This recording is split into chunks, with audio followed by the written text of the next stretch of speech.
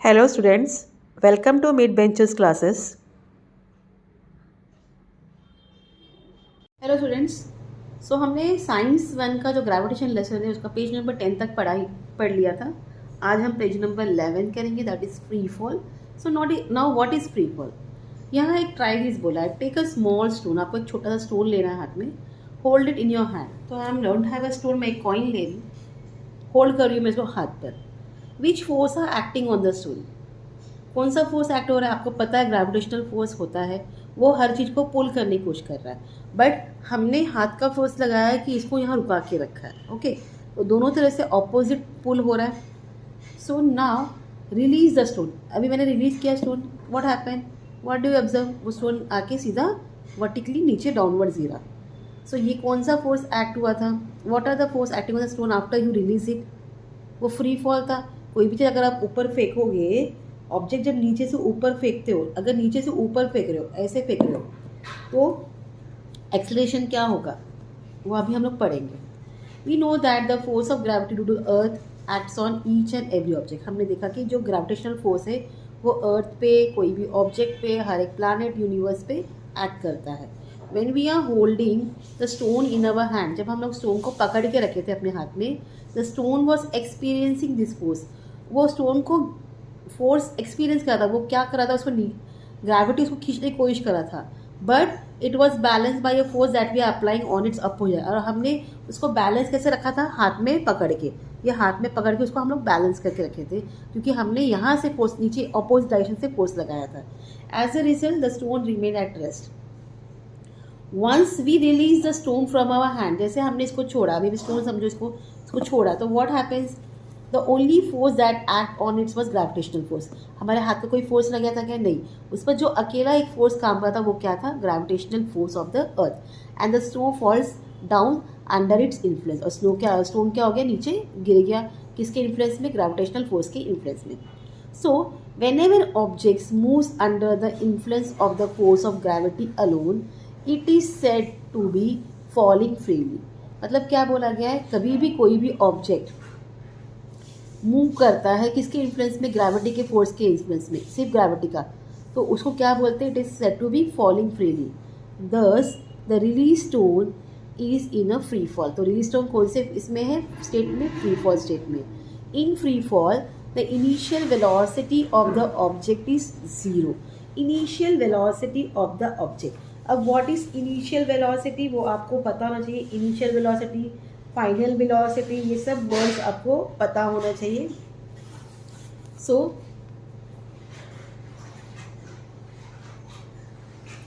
u equal initial velocity, ठीक है। u क्या है, किसको इक्वल है, इनिशियल वेलोसिटी को। तो इनिशियल वेलोसिटी क्या होता है, जब भी फ्री फॉल का सेट होता है, तो it is equal to zero, ठीक है। ये हम पेज नंबर 11 कर रहे, free fall, it is equal to zero and goes on decreasing due to the acceleration due to gravity. और वो हमेशा डिक्रीज होते जा रहा है, क्यों, due to the acceleration due to gravity. अब एक्सलेरेशन के लिए हमें पता है हम क्या लिखते हैं, ए लिखते हैं, ठीक है। But acceleration due to gravity, acceleration due to gravity, उसको हम हमेशा जी से लिखते हैं। किससे लिखते हैं, जी से लिखते हैं। इतना part clear. So u is initial velocity and g is acceleration due to gravity.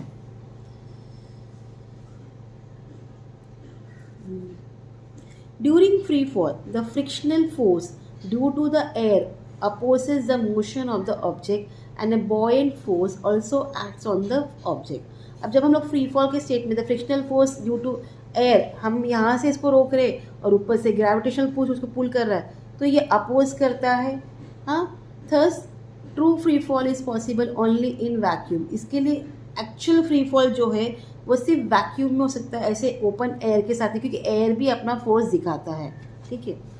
For a freely falling object, the velocity on reaching the earth and the time taken for it can be calculated by using Newton's equation of motion. तो हम इसको कैसे calculate करते हैं,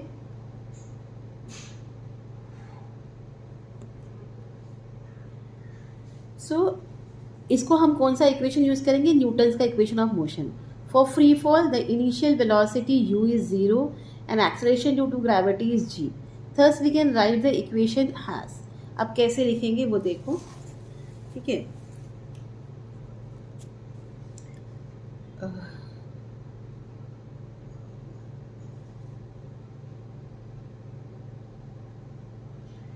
v equal to, v is final velocity, equal to u plus at.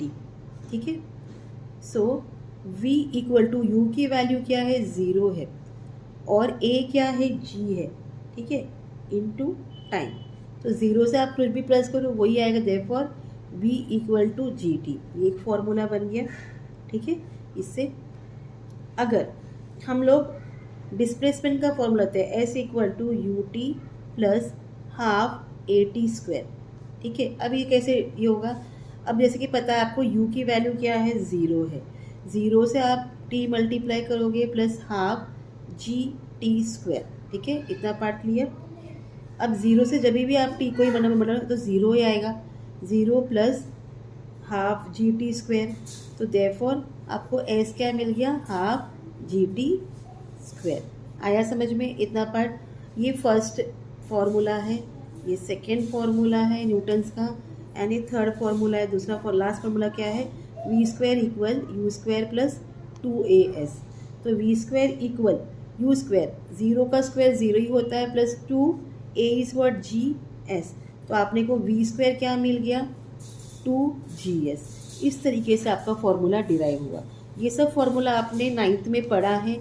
अगर आपको याद नहीं है तो चेक कर लो आपके 9th के बुक्स, उसमें सब है formula.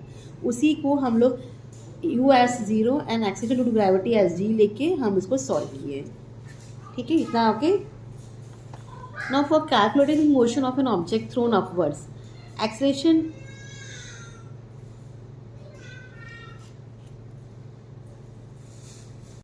So for calculating the motion of an object thrown upwards, acceleration is negative. कोई भी चीज़ आप ऊपर भेज रहे हो, क्योंकि हम ग्रेविटेशन के अगेंस्ट भेज तो नेगेटिव होगा.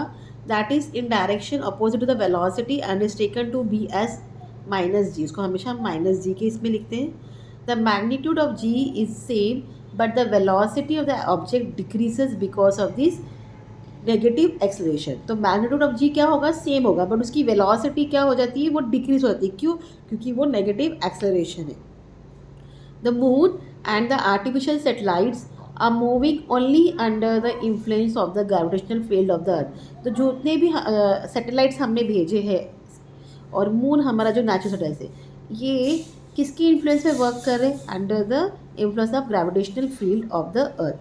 थर्स they are in free fall. ये इसके लिए कौन से स्टेट में रहते हैं, हमेशा फ्री फॉल स्टेट में, ठीक है. Now do you know the value of ji is the same for all object at a given place on the earth. जहाँ भी अपना अर्थ है सब जगह ग्रेविटी वैल्यू ऑफ जी क्या है, सेम है.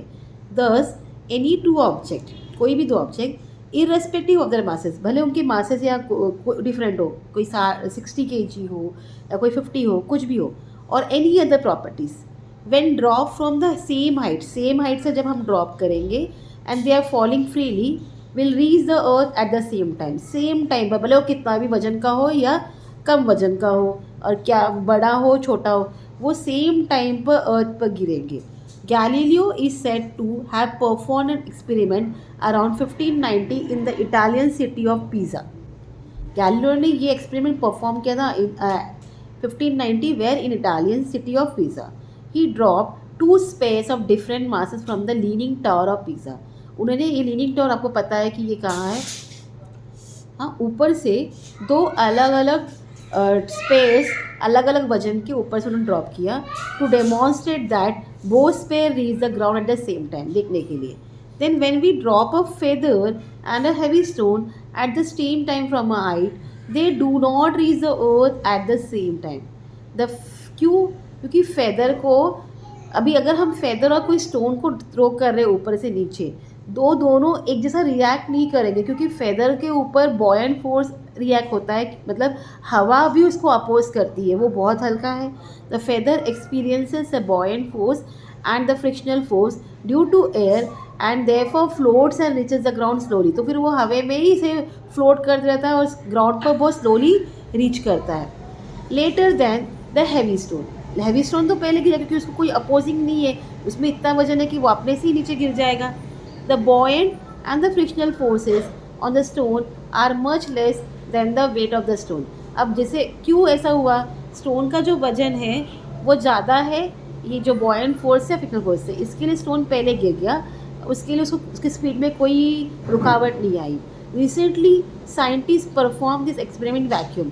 बाद में क्या हुआ, यही फेदर और स्टोन का जो एक्सपेरिमेंट है साइंटिस्ट ने वैक्यूम में किया, जहाँ कोई हवा नहीं है, कोई बाकी कुछ भी अपोजिंग फोर्स नहीं है, and showed that the feather and stone Indeed reach the earth at the same time. तो जब वैक्यूम में किया गया तब वहाँ बताया गया वो, क्योंकि वहाँ कोई अलग फोर्स था ही नहीं कि जो उसको ब्लॉक करे फेदर को या स्टोन को। जब आप उसको ऊपर से थ्रो किए वो वैक्यूम इसमें, वो दोनों जो ऑब्जेक्ट है फेदर एंड स्टोन दोनों एट अ टाइम अर्थ पर आए। इसका ओके, तो इसका मतलब क्या है, वैल्यू ऑफ जी सेम है एवरीवेयर, बट कुछ कुछ ऑब्जेक्ट पर ये बॉयंट फोर्स और फ्रिक्शनल फोर्स एक्ट करते हैं, इस वजह से वो टाइम लेता है। क्यों? क्योंकि एयर है हमारे हवा में। ठीक है, इतना समझ में आया। आज के लिए इतना ही, कल हम नेक्स्ट पेज करेंगे, दैट इज़ पेज नंबर 12, और आपको मैं बहुत सारे फॉर्मूलाज दूँगी, उसको आपको नोट डाउन करना है, लिखना है। Till then please do like, share and subscribe my channel. Thank you for watching student, take care, bye.